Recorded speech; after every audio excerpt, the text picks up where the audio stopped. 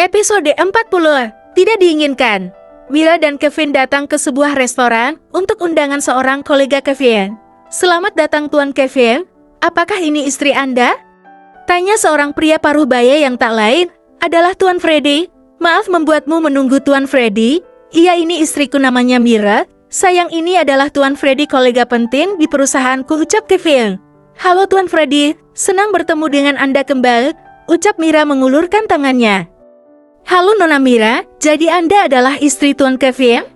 Tanya Tuan Freddy sambil menjabat tangan Mira. Iya Tuan Freddy, saya adalah istri Kevin, jawab Mira tersenyum. Wah, sayang sekali ya Anda sudah menikah. Kalau belum, rencananya aku ingin memperkenalkan putraku padamu Nona Mir, ucap Tuan Freddy tergelak. Apa kalian sudah saling bertemu? Tanya Kevin menatap istrinya. Iya sayang, Tuan Freddy ini loh yang aku ceritakan padamu waktu itu, jawab Mira. Haha Tuan Kevin, kami bertemu di perusahaanmu waktu itu pada waktu setelah kita membahas kerjasama, ucap Tuan Freddy. Oh iya Tuan, istriku sudah menceritakannya tapi aku yang lupa, jawab Kevin. Ya sudahlah, sekarang kita mulai acara makan malamnya, biar nanti aku yang membayarnya, ucap Tuan Freddy. Sebenarnya pria paruh baya itu sudah tahu bahwa Mira adalah istri dari Kevin. Dia sengaja mengajak makan malam Kevin beserta istrinya itu. Entah kenapa tiba-tiba keinginan dia untuk bisa membuat Mira bersama Stuart tidak jadi dan dia urungkan. Karena ternyata setelah melihat Kevin dan Mira mereka seperti saling mencintai sama lain, biarlah Stuart mendapatkan gadis lain yang masih single. Akhirnya setelah memesan makanan dan makanan pun datang, mereka menikmati makan malam itu. Keesokan harinya, Lindsay datang ke ruang kerja Kevin karena dirinya dipanggil oleh sang atasan. Lindsay, aku tahu kinerjamu selama ini sangatlah baik, tapi akhir-akhir ini, aku sangat tidak suka dengan sikapmu yang membuat malu istriku, ucap Kevin tajam. Lindsay sedikit terkejut ketika Kevin sudah mengetahui peristiwa waktu itu. Kevin, apa maksudmu? Tanya Lindsay khawatir. Seharusnya kamu sudah tahu dengan apa yang aku ucapkan, seru Kevin. Aku tidak mengerti. Kevin berdiri dari duduknya dan berjalan ke arah Lindsay yang duduk di seberang meja kerjanya.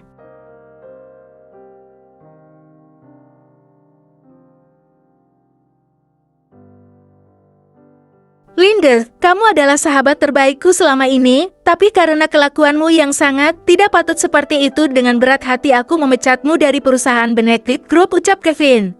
Tidak Kevin, jangan pecat aku, seru Lindsay tidak terima. Itu sudah menjadi keputusanku. Gaji dan bonus untukmu akan segera ditransfer, jadi setelah ini sebaiknya kamu segera undur diri, ucap Kevin berjalan membuka pintu ruangannya, mempersilahkan Lindsay untuk pergi dari ruangannya itu.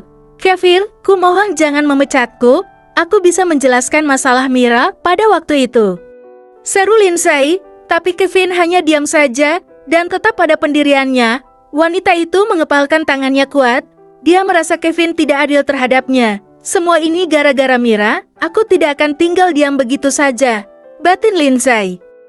Kemudian wanita itu berdiri dan pergi dari ruangan Kevin dengan sebuah dendam yang membara di hatinya. Siang itu, Mira baru saja pulang dari kantor kakak iparnya Stephen Austin untuk melamar pekerjaan. Pada saat itu, Ursa Group sedang mencari calon sekretaris baru karena sekretaris lamanya mengundurkan diri. Sungguh sangat bosan apabila Mira harus berdiam diri di apartemen tanpa harus melakukan apa-apa.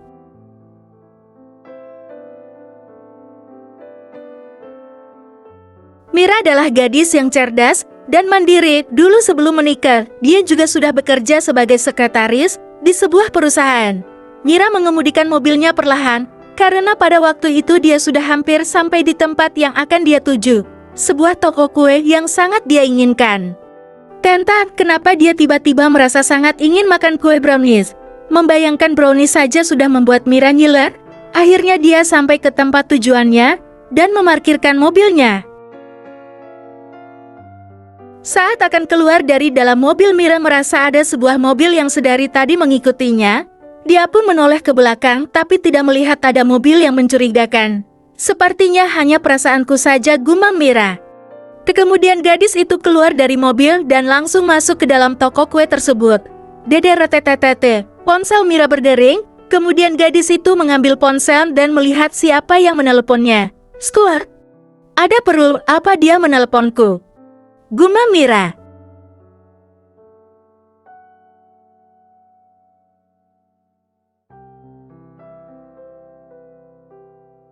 Dengan malas Mira mengangkat panggilannya. Halo, halo, kamu sekarang di mana? Tanya Stuart di seberang telepon. Bukan urusanmu, ada perlu apa? Tanya Mira kesal. Aku hanya ingin mendengarkan suaramu. Dasar aner, orang gila tidak berguna. Jangan meneleponku kalau tidak ada kepentingan. Seru Mira. Kemudian secara sepihak Mira langsung mematikan panggilannya dan memasukkan ponselnya ke dalam tas.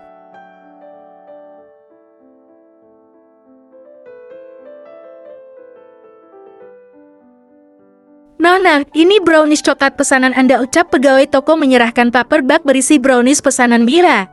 Terima kasih, jawab Mira tersenyum. Setelah membayar pesanannya, gadis itu keluar dari toko kue tersebut. Mira membawa paper bag itu sambil mengambil ponsel dan akan menghubungi suaminya. Rencananya dia ingin pergi ke kantor Kevin untuk meminta izin agar dia diperbolehkan kerja kembali.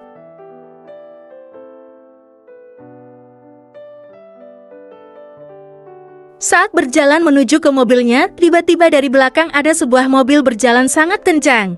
Mira yang saat itu tidak sadar akan ada bahaya akhirnya hanya bisa menjerit ketika ada seseorang yang mendorongnya. Brukak. Mira terjatuh di samping mobilnya. Ah, keke. Jerit Mira ketika melihat seseorang yang telah mendorongnya itu tertabrak mobil. Beruake. Mobil berwarna putih itu menabrak seseorang sampai orang itu terpental sejauh 10 meter dari tempatnya. Ya Tuhan, tolong siapa saja selamatkan orang itu. Teriak Mira, sudah banyak kerumunan warga yang menolong. Mira terlihat sangat syok ketika melihat siapa orang yang telah menyelamatkan nyawanya Stuart. Sedangkan mobil putih itu langsung melarikan diri dari tempat kejadian. Tidak lama setelah itu ambulan datang dan langsung membawa Stuart yang sudah tidak sadarkan diri itu.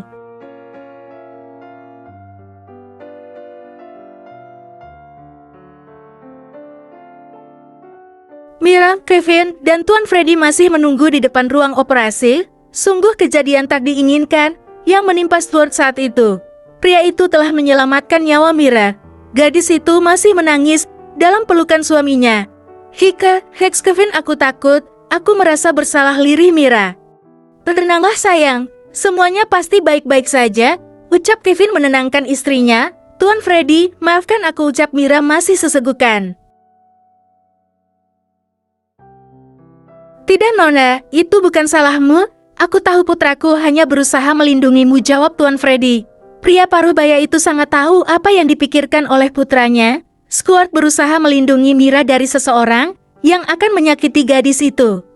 Setelah beberapa saat seorang dokter keluar dari ruang operasi. Bagaimana kondisi putra saya, Dok, seru Tuan Freddy. Pasien mengalami benturan di kepalanya sehingga menyebabkan dia harus ditangani oleh ahlinya. Saat ini dia belum sadarkan diri, jawab dokter tersebut. Terima kasih Dok atas pertolongannya, jawab Tuan Freddy. Mira dan Kevin masih bisa belum lega kalau Stuart belum sadar. Bersambung.